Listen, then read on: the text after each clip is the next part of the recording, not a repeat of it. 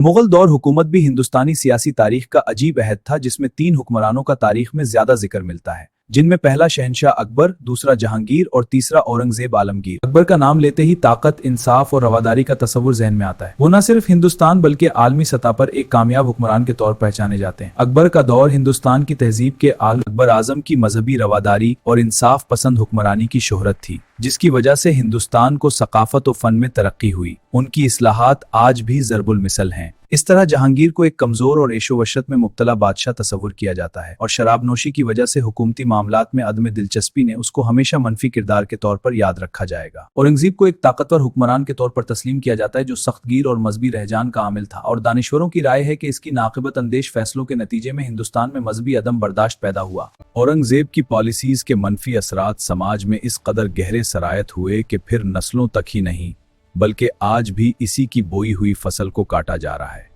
मुगल दौरे हुकूमत, जिसका आगाज 1526 को हुआ और इख्तिताम 1857 को हो गया, तो 300 साल से ज्यादा अहद गुजार जाने के बाद जब इस दौरे का जायजा लिया जाए तो अफसोस होता है, क्योंकि ये एक तारीख दौर था। मुगल दौर को अगर शेर शाह सूरी के महज 5 साल के दौर का तकाबुली जायजा लिया जाए तो सूरी का मुख्तसर दौर मुगल दौर पर भारी नजर आता है। ये तीनों अदवार पॉलिसीज और सियासी हिकमत अमली के हवाले से एक दूसरे से मुख्तलिफ रहे, जिनके आज भी हिंदुस्तानिस्तान में औरंगजेब आलमगीर को आइडियल हुक्मरान कहने वाला मजहबी तबका मौजूद है। जहांगीर का नाम आते हैं अदल जहांगीर का नाम इसलिए भी लाशूर से निकलकर सामने आ जाता है क्योंकि निसाब और किस्सों और कहानियों में यही पढ़ाया गया। लेकिन क्या ये इंसाफ सिर्फ एक अलामत थी या एक अमली निजाम? जहांगीर की शख्सियत का अगर इहाता किया जाए तो एक बहुत तोम्बा और अलाचियत और हैसियत और कमजोरियां। क्या जहांगीर का इक्तदार सौंपना कमजोरी थी, सियासी हिकमत थी या दरबारी हरकियात थी? नूरजहां का ताल्लुक ईरान से था। उसके मुतालिक कहा जाता है कि नूरजहां को जहांगीर बादशाह की सारी कमजोरियों का इल्म था, जिसे उसने बड़ी महारत से वो हरबे इस्तेमाल किए और जहांगीर मुकम्मल तौर अपने काबू में कर लिया। नूरजहां ने अपने खानदान को रियासती वसाइल को इस्तेमाल करके बहुत मालदार कामदार करना लिया। मुगल दरबार में उसकी ताकत एक शरीक हुक्मरान के बराबर थी। ये सब तारीखी हकायक पर मबनी है। शाही खानदान में इसकी हैसियत हुक्मरान से कम न थी। इसने दरबार से इन तमाम लोगों को रास्ते से हटा दिया जो उसको मुस्तकबिल में चैलेंज कर सकते थे। क्या इसकी ताकत ने सल्तनत को मुस्तहकम किया या कमजोर किया? नूरजहां ने दरबार के उमरा में इजाफा किया और इन तमाम लोगों ने बादशाह का एतमाद हासिल किया, और हकीकत में सभी नूरजहां के एतमाद के बंदे थे। क्या नूरजहां दरअसल सल्तनत चला रही थी या फिर इक्तदार बादशाह के पास था? यहाँ तक के बादशाह जहांगीर के किसी फरमान पर अमल उस वक्त तक नहीं हो सकता था जब तक मलका नूरजहां उस पर मोहर सबत नहीं करती। मुगल सल्तनत के इस बात पर बहस करते हैं कि क्या वो आईनी तौर पर सबसे आला थे, लेकिन बाद में उसने अपने हुस्न और जहानत से दौलत और शोहरत और इक्तदार हासिल कर ली, और जो कुछ उनके पास था उसमें हौस की कोई इंतहा न थी। क्या ये सब सियासी हिकमत अमली थी या इक्तदार की नाकाबिले तस्खीर ख्वाहिश? यही हालत उसके भाई वजीर आजम आसिफ खान का था, जो इस वक्त हिंदुस्तान का सबसे ज्यादा दौलतमंद इंसान था। मुगल दरबार की साजिशों में नूरजहां और आसिफ खान का अमल दखल बढ़ता गया। नूरजहां ने अगरचे अपनी शोहरत की खातिर सल्तनत के हर हिस्सा में कीमती सराय तामीर कराए जहां ताजरों के क़याम और ताम का बंदोबस्त होता था। उसके अलावा खूबसूरत बागात और महल्लात भी बनवाए। बहुत से अंग्रेज मुर्खीन ने लिखा कि बादशाह जहांगीर का उमूर सुल्तनत से कोई ताल्लुक न रहा था। तुम्हारी अर्जदाश्त सुनी गई हुजूर, ये मामला सल्तनत पर गौर करेंगे। शिकार का इस कदर शौकीन था कि जैसे ही वो नींद से बेदार होता तो वो फातका बबारा वाती कि सिक्योरिटी के लिए कोई इसके साथी के नहीं। उसे मौसम के बारे में फिक्रमंदी ना होती और ना ही आंधी और तूफान का। बादशाह को सिर्फ एक ही काम से दिलचस्पी रह गई थी कि वो अपने हर कारों के जरिए ये मालूमात लेता कि कहाँ अच्छा शिकार मिल सकता है, और शिकार बादशाह की कमजोरी है और वो उसमें बेइंतहा खुश रहता है। वो इस वक्त तक शिकार की मुहिम से वापस न आता जब तक उसके बाज और तेंदुए कोई शिकार पकड़ ना ले। हिंदुस्तान में इन दिनों तेंदुओं से शिकार किया जाता था, जिसे पालतू बनाकर सुधाया जाता और वो अपने मालिक के आदी हो जाते हैं। शिकार के लिए उन्हें गाड़ी में लाया जाता और ऐसी जगह पर छोड़ा जाता जहां हिरन, पीतल और सालाभर होते हैं। वो इंतहाई महारत से खार पर अपनी अय्याम जवानी में शूटिंग के जरिए शिकार करने के अलावा दूसरे तरीके भी अपनाता है। मुझे दर्जन लोगों मास का आलम है। कोई भी शख्स शेर को ना मारे, इस पर हमला करे, उससे दिफा खंजर से करना है। बादशाह खुद अपने अमला के साथ बंदूक थामे इस शेर का शिकार करने निकला। लोगों का हांका कराया गया और जब लोग हांके के लिए बिखरे हुए थे तो शेर अचानक बादशाह के सामने आ गया। तभी एक हिंदू खतरे में तो वो आगे बढ़कर शेर से उलझ पड़ा। एक हिंदुम साहब अनी राय ने जब देखा कि बादशाह की जिंदगी खतरे में है तो वो आगे बढ़कर शेर से उलझ पड़ा।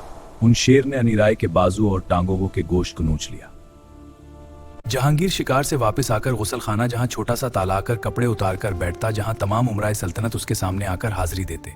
इस दौरान वो शराब के 3 प्याले आहिस्ता आहिस्ता पीता और हाजरीन महफिल इस शराब नोशी को बादशाह की सेहत के लिए जरूरी समझते हुए खुशी का इजहार करते हैं। बादशाह 3 प्याले पीकर सो जाता तो तमाम हाजिरीन भी रुखसत लेते हैं। अमरा के जाने के बाद मलका नूरजहां बमा कनीजों के आती और बादशाह के कपड़े तब्दील किए जाते। ऐसी शराब कशीद करवाने में नूर का इससे जो चाहती वो बड़ी आसानी से मंजूर करवा लेती और बादशाह इनकार करने की पोजीशन में ही ना होता। सुल्तनत के तमाम इलाकों शहरों की सालाना आमदनी का हिसाब एक बड़े रजिस्टर में लिखा जाता जिसका इंचार्ज दीवान होता।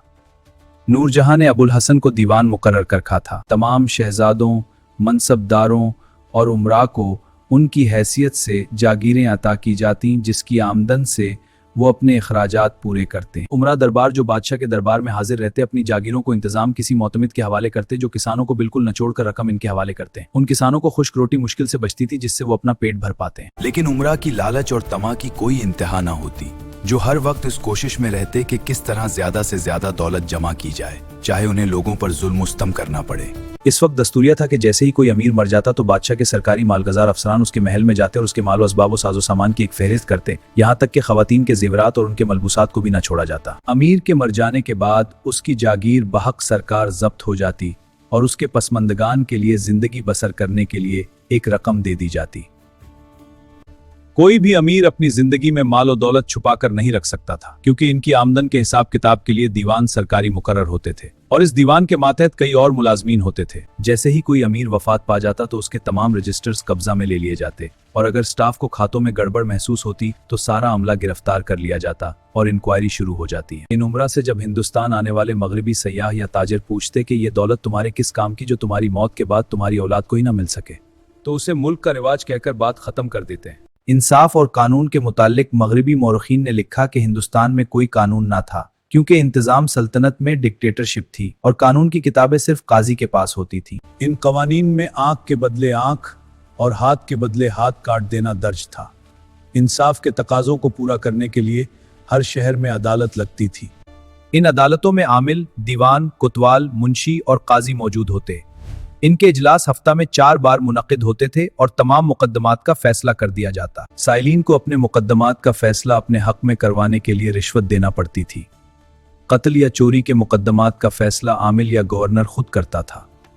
अगर दौलतमंद हो तो ऐसे लोगों के लिए सजाए मौत पर अमल दराज नहीं होता था, उसके जुर्म पर उसकी जायदाद जब्त कर ली जाती। आम नौयत के मुकद्दमात जैसे खानदानी झगड़े, तलाक व जायदाद वगैरह को कोतवाल या काजी निपटा लेता है। एक मगरबी मौरख जो चश्मदीद था, उसने लिखा कि मुझे ऐसे शख्स पर तरस आता है कि जो मुकद्दमा के दौर इन मुंसिफों के सामने इंसाफ की गरज से पेश होता है, क्योंकि इन मुंसिफों की आंखों में दौलत की लालच चमकती है। इन मुंसिफीन के सीना दौलत की हौस के लिए भड़ियों की तरह खुले होते हैं और उनके पेट गरीबों की रोटी खा रहा होता है। किसी पर उस वक्त तक रहम न किया जाता जब तक वो शख्स रिश्वत न दे दे। रिश्वत की वबा ताउन की तरह हर तरफ फैली हुई नजर आती। उसमें हर एक अपनी हैसियत और मर्तबा हत्ता के बादशाह तक मुलव्वत होते। हर शख्स दौलत की हौस में गिरफ्तार है और उसकी ख्वाहिश खत्म होने का नाम न लेती। अगर किसी जरूरतमंद को सरकारी एहलकार से कुछ काम होता तो उसके लिए जरूरी था कि रिश्वत के लिए पीसों का बंदोबस्त करे। बादशाह, जो कि एक बड़ी सल्तनत का हुक्मरान था, को ज्यादातर दूर दराज इलाकों की कोई खबर या हालात से आगही न हो पाती। इसलिए मुल्क छोटी रियासतों में तकसीम था जहां के राजे हुक्मरानी करते हैं।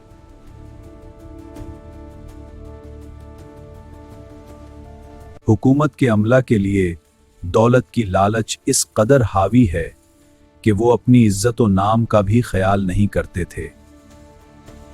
सरकारी एहलकार हर हीले बहानों से नाजायज दौलत इकट्ठी करके महल्लात तामीर करवाते और उनमें औरतें जमा करते और ऐसी ऐशो अशरत की कहानियां रकम करते जिसका तसव्वुर किसी भी दौर में मुमकिन ही नहीं। बादशाह डिक्टेटर होता था, इसलिए तमाम तर इख्तियारात का मालिक तसव्वुर किया जाता था और उस तक हर इंसान की पहुंच न होती थी।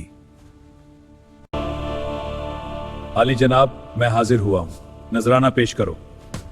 तुम्हारा नजराना शाहाना है। शुक्र है हुजूर, तुम्हें दरबार में जगह दी जाती है। कहने को तो और भी बहुत कुछ, लेकिन वी लाख की तवालत के पेश नजर जहांगीर गिर रहा है कि गोपान खुसूसन बहार से ताल्लुक रखने वाले मौरखीन ने मुगलिया तारीख को ज्यादा बढ़ा चढ़ाकर पेश किया। अगर मामला जेब दास्ता तक ही होता तो भी काबिल कबूल, लेकिन यहाँ तो फकत इस्तेमारी कूतों और गासिब हुक्मरानों के जबर के जवाज को दलील फराहम करना इस धरती की आवाम के साथ नाइंसाफी है। आज का व्लॉग इख्तिताम को पहुंचा और अगर हम में से कोई तारीख को दुरुस्त अंदाज से समझना शुरू कर दे तो मैं आमिर हाशमी समझूंगा कि मेहनत रायगा ना हुई। मुंतजिर रहीं दूसरे व्लॉग का।